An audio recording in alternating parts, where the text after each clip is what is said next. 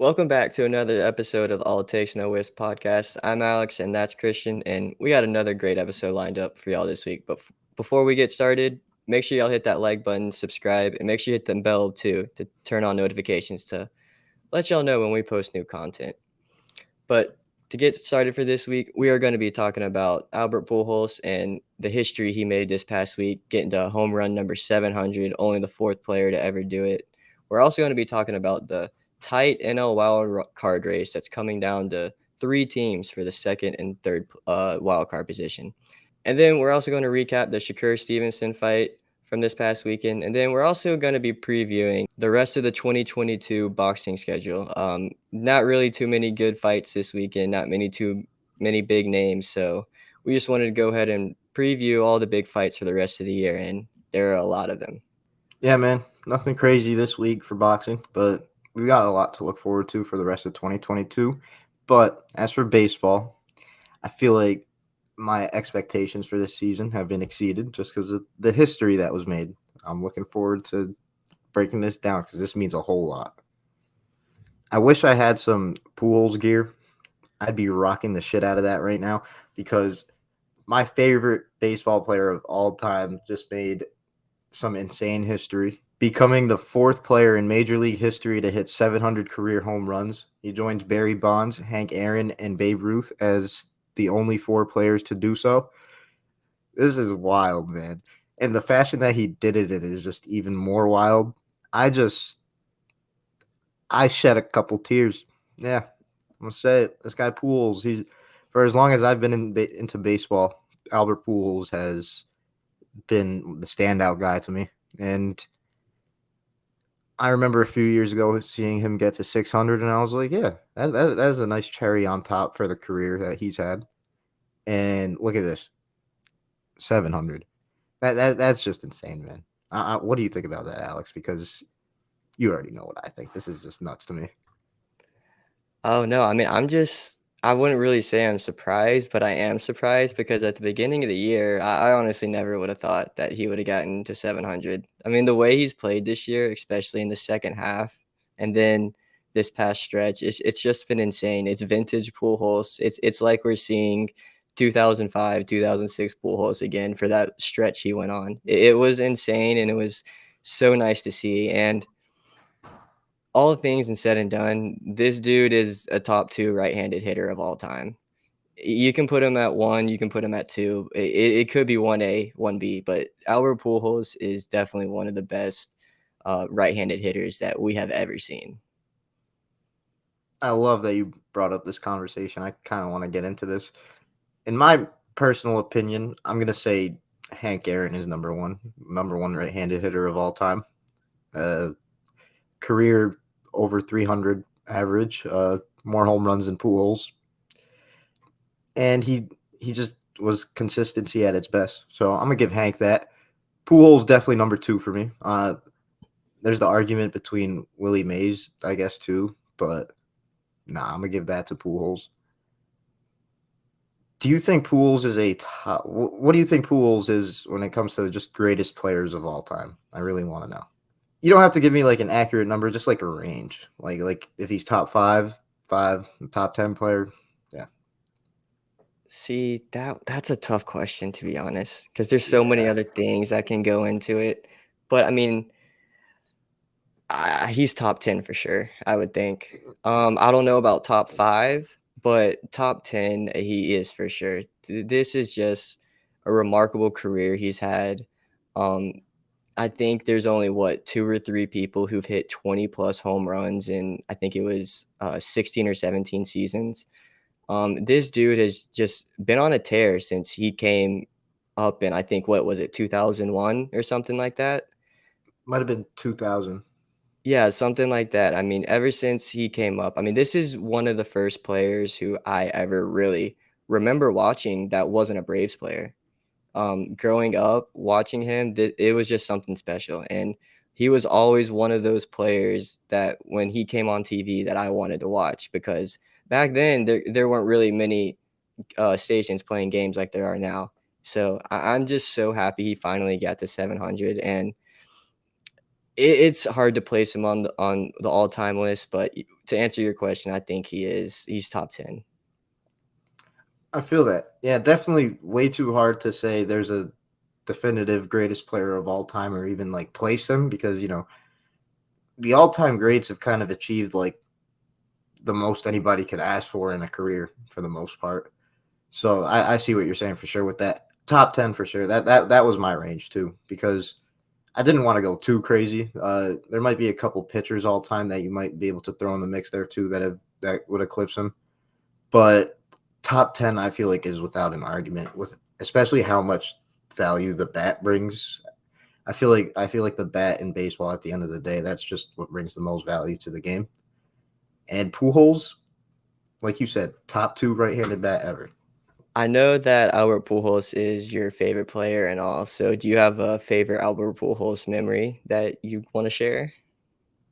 Without a doubt, it's Pujols hitting 3 home runs in a World Series game back in 2011. He did it in Game 3. We all know the magic that happened in that series with David Freese and all that, but Pujols earlier in the series making history as he usually did. And it was just a sight to see. And as a kid, it definitely helped how like in awe the announcers were because everybody they were just like, what is happening right now? This is just otherworldly. And yeah, just imagine having like just excuse my language, the set of nuts that you have to hit up to have a 3 home run game in a World Series game. That is just different to me, especially seeing that at 12 years old. That was just definitely one of the moments that stood out to me for sure. Oh, no, I definitely feel you on that. There's so many moments Pujols has done throughout his career. It's just the cherry on top now that he's got to 700. Something that really a lot of people didn't think he was going to get to this year, especially I think he needed what 22 homers, 23 homers this year, something like that to get there. I think he And was at 678. Yeah. yeah, so something like that, and the fact that he's gotten there, it's just so wild. Like you mentioned earlier, especially this second half. This second half has just been insane. He's straight up been one of the best hitters in baseball. I really like how the Cardinals have just utilized him this whole year. Um, sort of the Dodgers sort of did it similarly too last year, but they're maximizing what they can get out of Pujols, and Pujols is showing it. This man, 42 or 3, however old they're saying he is. Yeah, he could fill out a certain role at this point. He's not the player he used to be, and they're uh, getting the most out of him. I wasn't expecting a 20+ home run season from him this year. That's all I got to say. Yeah, and the DH, the universal DH is probably the biggest beneficiary for him Mhm. because if it wasn't for that, he may not have been playing this year. We never know because if it wasn't for that, we wouldn't have a DH in the NL and it would just still be in the AL still. Yeah, that's facts. But man, it just pools, man. And now it's like we don't have to worry about if he doesn't reach it this year, would he come back next year to maybe get it? No, he could ride off into the sunset now. And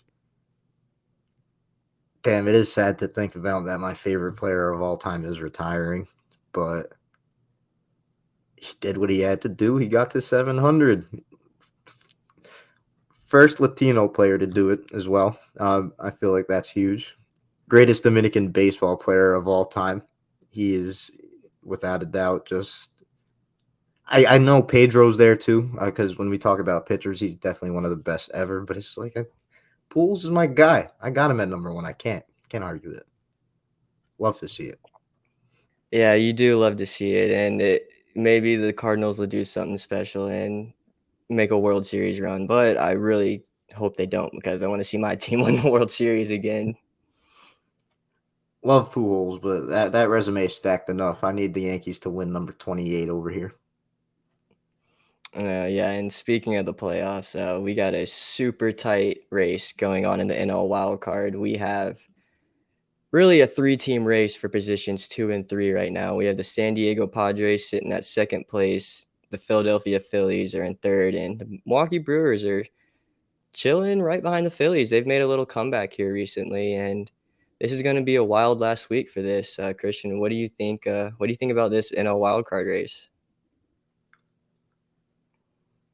It's good to see the Brewers making a push right here because I remember they were getting written off at some point of the season, like as sort of a collapse because they were neck and neck with the Cardinals at some point, and then they just definitely fell off. The Cardinals took off running and secured the division basically, but it's good to see the Brewers still in the mix because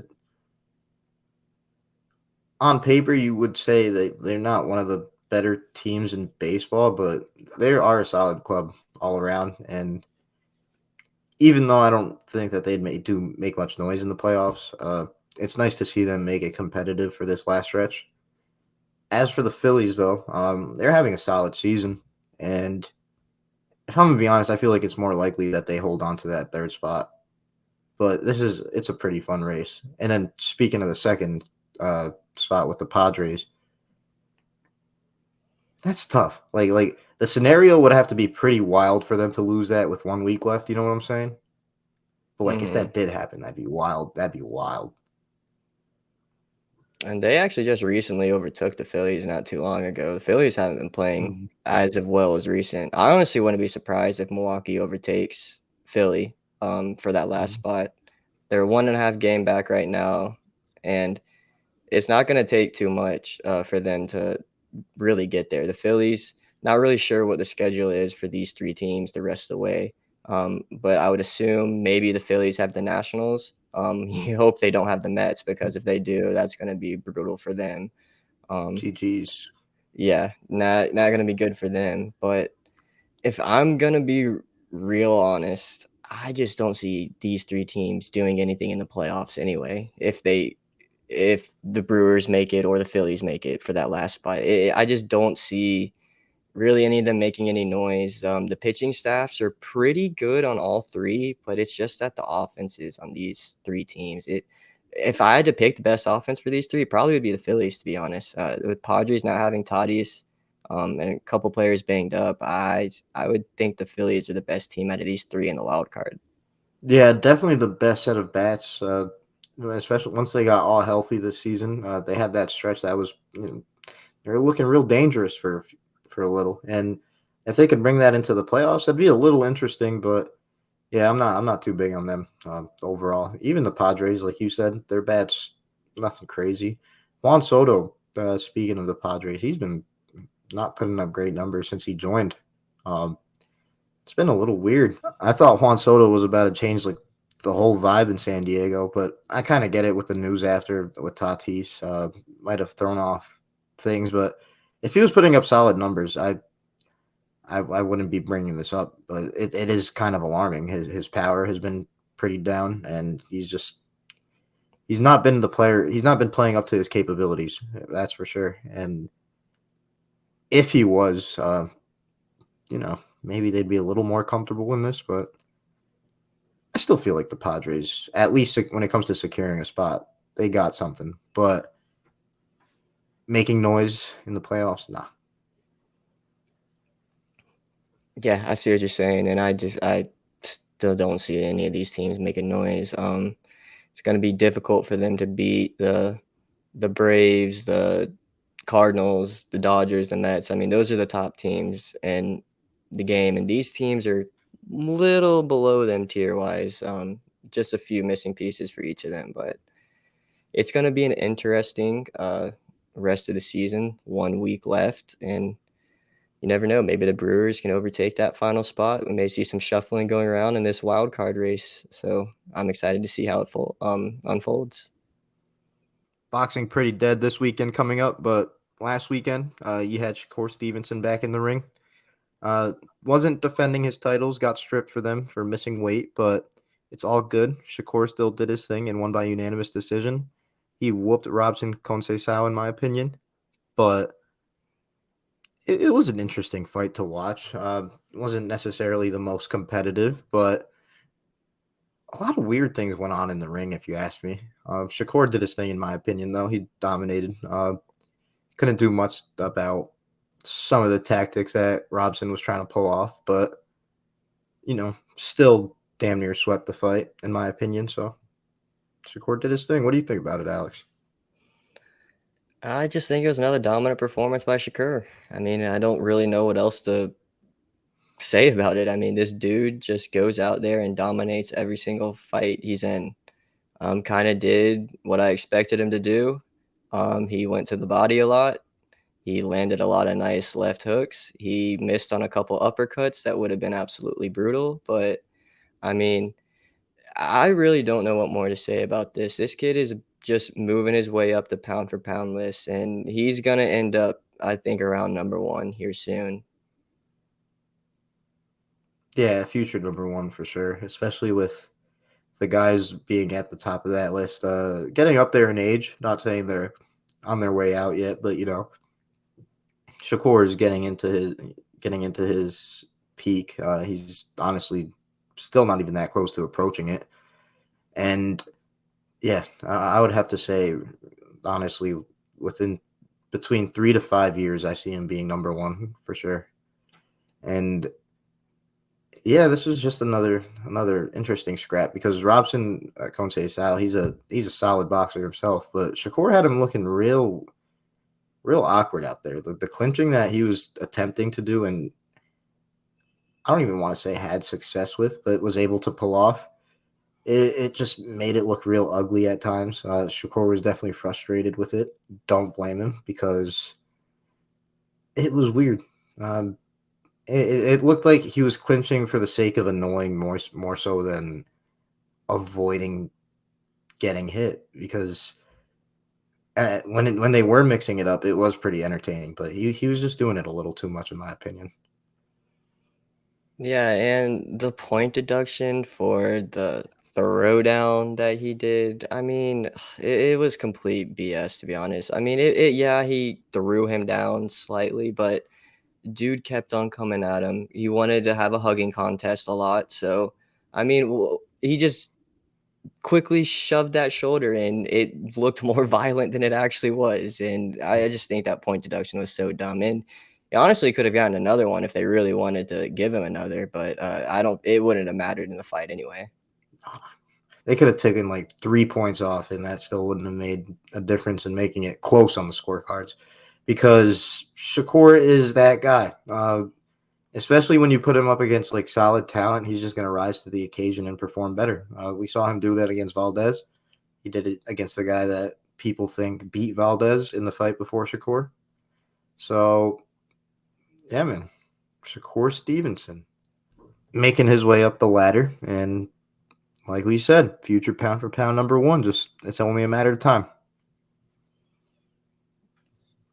And speaking of climbing up that ladder, he's going to be going up to 135 now. And we know what that division is like with all those names in there, all those big names, young stars right now. Who do you want to see Shakur fight next?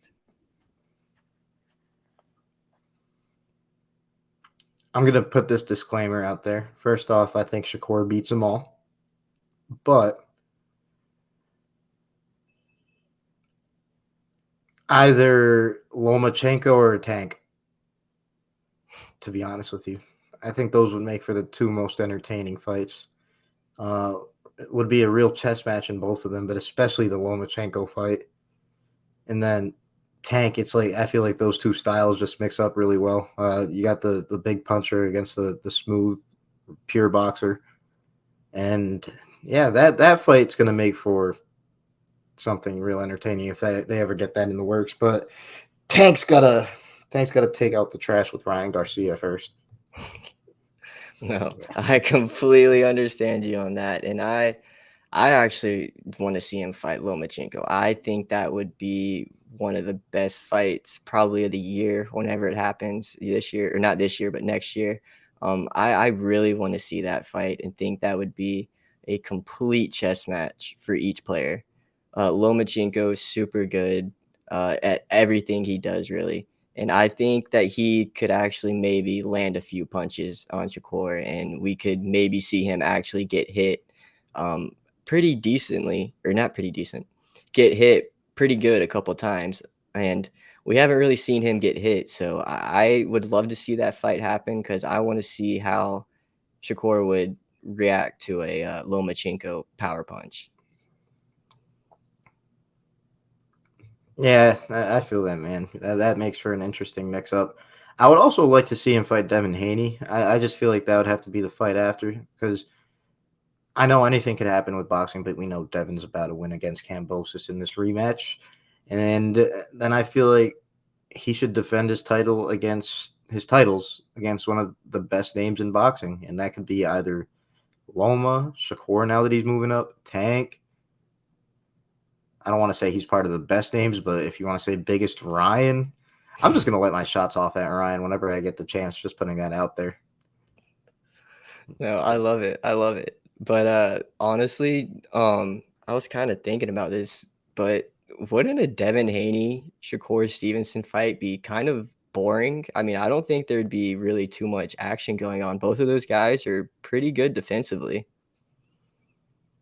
It's like not I'm not saying it's gonna be a boring fight. I'm I just know what talking you're about saying. the styles that they have. I know what you're saying. But the thing is, I think that would just make for some real entertaining boxing on like the scientific level of it, if you want to say, because that like you just said, it's gonna be a real technical match. Um, I'm gonna be honest with you. If I had to give early opinions on it, I think it would be a matter of Shakur outworking Haney in a chess match, like a competitive chess match, but Shakur putting more work in. That's how I kind of envision that fight. But it's something I want to see, even though it's a guarantee to go 12. Oh, yeah, that's a definitely guaranteed to go 12. I don't Put your see money on that. anybody knocking out anybody in that fight.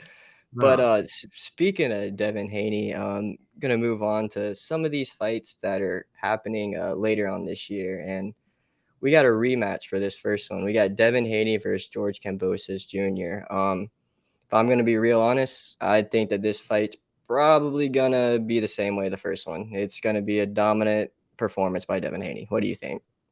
I think it might be even worse than the first one because Devin Haney's young, only getting better, already the undisputed lightweight champion. And Cambosis is a solid boxer. He's a solid boxer for sure, but there's levels to this. There's levels, and Devin Haney is. I'm not going to say to the same degree as Shakur, but he's on he's on his way up the ladder. Future top pound for pound fighter. Names already in the mix for the second half of the top 10. Same with Shakur, and yeah, Devin Haney. This is kind of a filler fight for him because unfortunately, in order to get the opportunity for this being undisputed, he had to sign a wild contract. Just needs to get it out of the way, and then he's got options. I'm just looking forward to October 16th, basically, to see what's next for Devin. But I'll be tuning in for sure. Yeah, I mean, it's gonna be a good tune-up for Devin Haney. We all know what he's capable of. We saw the last fight and how it ended out, and back in Australia again, in George Kambosos' home country. Can he defend his homeland again?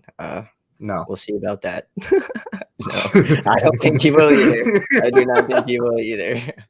But move on to another fight that is on October 15th too. We have the Bronze Bomber is coming out of retirement. Deontay Wilder Sure. is fighting Robert Helenius. I think that's how you say it. Not sure, but this should be a pretty good fight, honestly. We all know what Deontay Wilder is about. Big power and everything. So, Christian, what do you think about this?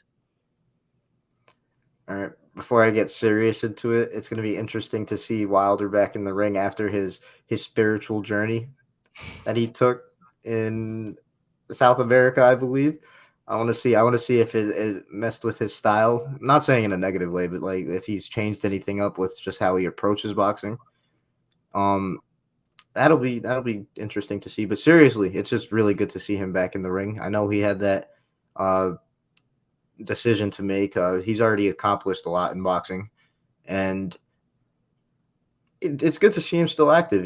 He still has it within him. I'm sure he's not like if he decided to come back and fight, he's not feeling like he's past his. I don't want to say his best because Wilder's older than I feel like people would expect, but he's still in good shape physically. As long as he's able to perform at his best, he's gonna bring some great fucking boxing matches, man. I'm just glad to see him back. And if he could do well here, he's in the mix again, in my opinion. Oh yeah, he's definitely in the mix here, and I think that he's probably gonna knock this guy out. I mean, he got 41 knockouts and 42 wins, so I'm just Sorry, excited to see Robert. him. Yeah, I'm just excited to see him back. To be honest, it's been a while since we've seen him in the ring. But moving on to another fight on October 15th, a fight that we actually previewed a couple weeks ago. We have probably one of the best female cards that we have ever seen with these next two fights we will talk about. We got Clarissa Shields versus Savannah Marshall. This was supposed to happen a couple weeks ago, but due to the death of Queen Elizabeth in England, they postponed this entire card. And Christian, what do you think about this one? Because this was a fight I was really looking forward to. I know they had to do their thing and postpone it. I'm just glad they moved it to a date that's not too far out because this wait hasn't even really felt long. And I know it's still a couple weeks out, but those couple weeks are probably gonna fly by, and before you know it, it's fight night. Yeah, this card is about to be insane though. I know we got into it before, but this is a real interesting matchup style wise between Clarissa Shields and Savannah Marshall, and I think the same thing for Michaela Mayer and Alicia Baumgardner. I think it's kind of similar in a sense. Baumgardner and Savannah Marshall, they both bring some solid pop into the ring. Clarissa Shields and Michaela Mayer, although they're different styles, solid technical ability. I think we're about to have a couple of bangers on October 15th just on this card alone. Like, this is about to be real insane. I'm looking forward to it because look at these records, too. Their resumes are all solid. Like, this is just about to be top quality boxing. Yeah, between those four girls, there's only one loss, and that's pretty wild. We're gonna see a very, very good fight for both fights, and honestly, wouldn't be surprised if both fights go all 12 or all 10. I mean, so it'd be a very interesting fight for both of those. I'm looking forward to that card. That's going to be a freaking great day of boxing with those four fights we just previewed. But move on to a little later in the month, October 29th, we have Vasily Lomachenko fighting Jermaine Ortiz. And this is really probably just a tune-up fight for Lomachenko. Wouldn't even really call it a tune-up fight. This is just a little sparring match for him. But I'm excited to see Lomachenko back in the ring. It's been a while. Can't remember who he fought last, but he looked super dominant and he looked healthy again, coming off from that Tiafimo loss. So I just want to see Lomachenko come out here and dominate. What do you want to see him do? I feel like we're about to see him do his thing in a filler fight, basically. I don't even want to call it a tune-up. Kind of a tune-up, though, because, he's been out of the ring for a while with dealing with the situation back at home. And, yeah, it's been a real long time. I'm pretty sure his last fight was against Richard Comey. Yeah, he whooped him. He should have got the stoppage, in my opinion. Like, he should have went for it. But I'm just real glad to see Lomachenko back in the ring because one of the top names at 135, even without holding a title. His boxing ability speaks volumes. His resume is already deep and not even 20 fights. Vasily Lomachenko, man, it's really good to see the Matrix coming back to the ring. And Jermaine Ortiz, undefeated. Honestly, never heard of him. So, yeah, good luck. No, I mean, you got to be pretty good if he's undefeated and taking on Lomachenko. So you got to be a pretty solid fighter. But moving on to another fight that day, we have another women's fight. We got Katie Taylor versus Karen Elizabeth Cara Braha. This is a 10-round fight for all of Katie Taylor's titles. Probably going to be a pretty easy win for Katie Taylor if I had to take a guess. So what do you think about this fight? Yeah, honestly, from what I'm seeing on the record, only 2 knockouts in 19 fights. You can't bring that style, in my opinion, to somebody who's basically mastered that style. Katie Taylor is a master boxer in her own right. She is very dominant. We saw her edge out an amazing fight against Amanda Serrano. But with all due respect, Karen, I don't know. I'm sorry. It looks like Katie's about to style on you for a nice little decision. I just don't think that with two knockouts on your resume, it's going to be hard to have her respect your power, not coming forward at you. Even though, that Katie Taylor, she's not a come forward with power type of person. She'll just be able to walk right through what Karen is throwing. So, like you said, easy dub for Katie. That's what I'm thinking. And speaking of easy dub, I don't think this next one will be an easy dub, but it should be a dub. But Dimitri Bivol fights Gilberto Ramirez on November 5th. Gilberto Ramirez is a pretty good fighter. I mean, he's got 30 knockouts, 44-0, but we saw what Bivol did in his last fight against Canelo. This is just going to be not say pretty easy win for Bivol, but it's going to be a nice match for him to move on to the next, whoever he wants to fight next. Yeah, for sure. I don't want to count Ramirez out, but I feel like when it comes to boxing ability, I mentioned it earlier. There's levels to this, and I think Bivol's on another level. I think after this fight, you're probably going to make a case for being able to call Bivol the Mexican Slayer. Yeah, I mean, he's on. Yeah, it's looking like it's going to be like that, and this probably is going to be a pretty, I wouldn't say easy win for him, but it's going to be a good fight for him. But this next fight, it's a fight that's not complete yet.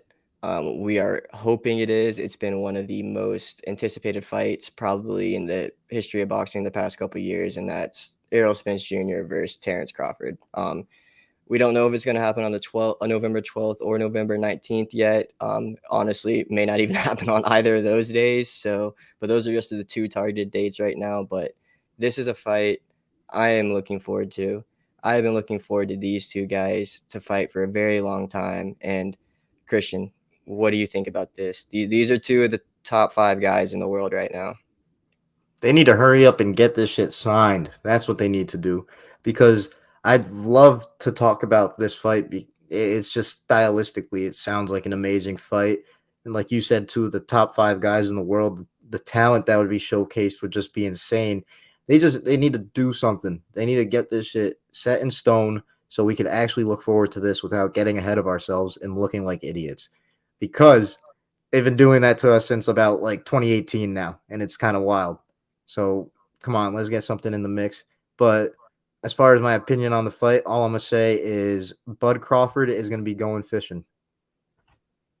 I agree with you on that. I agree with you on that. And I'm tired of seeing Bud Crawford at all these fights. I want to see him in the ring. No, that's facts. And I know he's there supporting Shakur, but like, Bud, I know you're 35. Get your ass in the ring. Yeah. Well, it's not even that I want to tell him to get his ass in the ring. Get in the ring with Spence ASAP. Exactly. Spence, get in the ring with Crawford ASAP. There's nothing else. Situate the negotiating.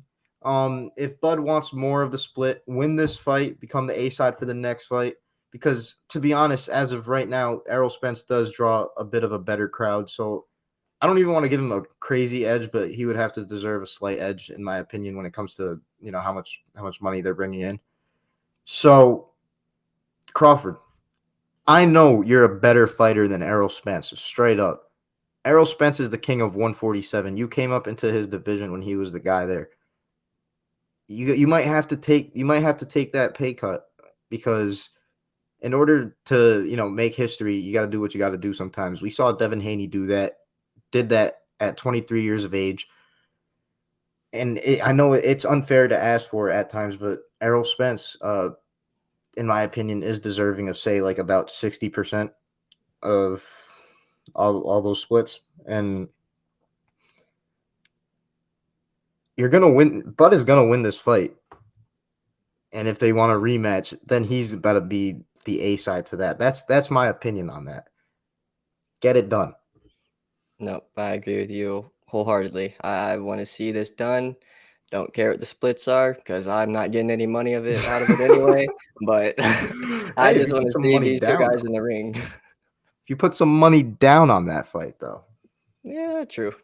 But moving on to a really good trilogy fight that a lot of people have been looking forward to for a while now. We have Juan Francisco Estrada versus Roman Chocolatito Gonzalez. And this is going to be an epic fight. I know Christian has been talking to me about this fight for years now. He's been saying that the first two fights have been two of the best fights that he's seen. And the third one is just going to be hopefully an even better one. So what are you expecting for this? Yeah, I'm expecting another banger. These guys are a little older compared to the second fight, which was a fight of the year contender.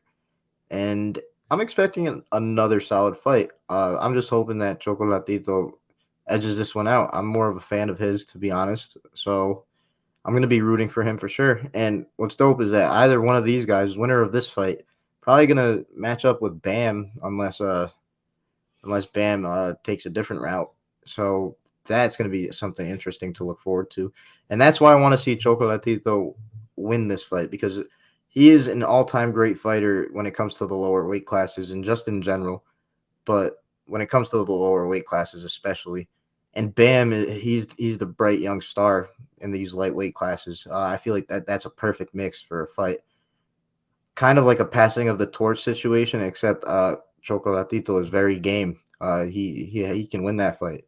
That's why I want to see this fight so bad. So I really want him to get past Estrada. Oh, yeah. And I think Bam will probably take the winner regardless who it is if Estrada wins. But he did come out and say that he wanted to fight Chocolatito. So hopefully Chocolatito will win and we can see that versus Bam, because that's going to be an epic fight. And I would love to see that. Yeah. But moving on to really the last, I wouldn't really say fight that we're going to preview because this guy doesn't have an opponent yet. But Teofimo Lopez will be fighting on December 10th. Always fights around on this date. It's around when the Heisman Trophy is presented, and for some reason he loves fighting on that night. But whoever his opponent is, honestly, I'm not going to say it's going to be an easy win for him because of what division he's in, but just really depends on who he gets. But Teofimo Lopez is a pretty good boxer. Hopefully he's over that injury he had coming off his loss. So we'll see. What do you think about this? Teofimo back in the ring. Hopefully his dad isn't talking. If you can't tell, Christian is not a fan of his dad. Yeah, no, and I'm cool with Teofimo. I think he's a great boxer. I really like. I mess with his style a lot. I enjoy watching him. But then as soon as I even see his dad on the camera, I just know some bullshit is about to pop up. And I honestly feel like that just takes away from my enjoyment of Teofimo Jr. I hate to say it, but dog, can you tell him to take a step back, please? Please. No, I agree with you. His dad, his tactics, some of the antics he does, it's just dumb. Literally, I remember in his last fight after Teofimo won, literally was taking up the whole camera. Didn't even care that his son had won or anything. He wanted to be the spotlight. So I see what you mean. Hopefully his dad can tone it down a bit, but I'm really looking forward to the rest of this boxing this year. We have some great fights for the rest of the year, both on the men's and women's side. And I can't wait to see what 2023 has for us after this year. And that does it for another episode of All It Takes No Whiffs podcast. We had another great episode this week. I'm so happy Pujols got to 700 home runs, just like everyone else. And the boxing world, we got a lot of great fights coming up later on this year. And I'm just really looking forward to it. But before we get out of here, make sure that y'all like, subscribe, turn on notifications to let y'all know when we post new content. Also, if you want, you can follow our podcast on Facebook, TikTok, Twitter, Instagram, anywhere that we're on at ATNW Podcast. And you can also follow mine at AHindy2215.